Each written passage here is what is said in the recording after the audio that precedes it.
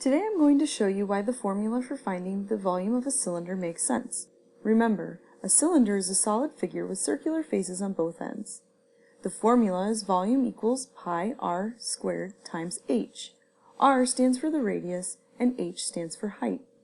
The first part of the formula may look familiar to you. Let's ignore the height for a moment and you'll see just pi r squared, which is how we find the area of a circle. But a circle is a two-dimensional or flat figure. When finding the area of a circle, we're figuring out how many square units will fit inside the circle. It's not easy to count how many squares fit into a figure with rounded sides.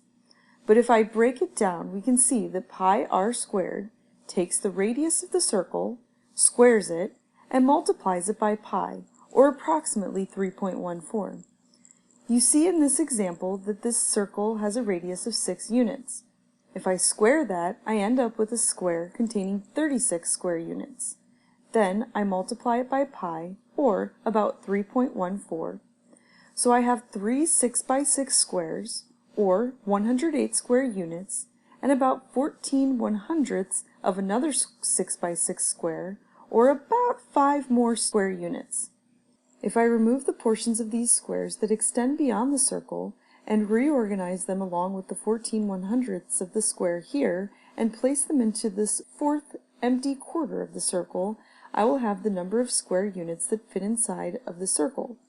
Pi r squared equals 36 pi, or approximately 113.1 square units.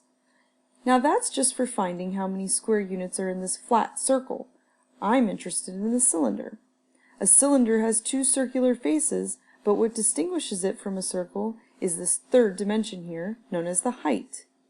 It's as though we're taking a whole bunch of copies of this circle and stacking them on top of one another to give it its height.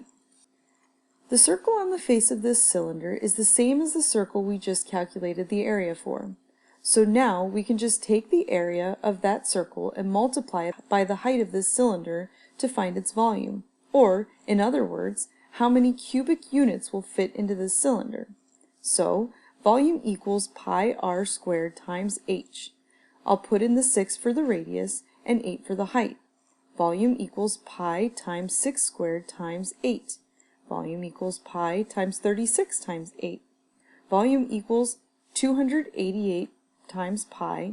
Volume approximately equals 904.78 cubic units. That means that we could fill the inside of this cylinder with approximately 904.78 cubes of this size. And there you have it. To find the volume of a cylinder, you use the formula volume equals pi r squared times h, which is the same as the area of a circle at the cylinder's base times its height.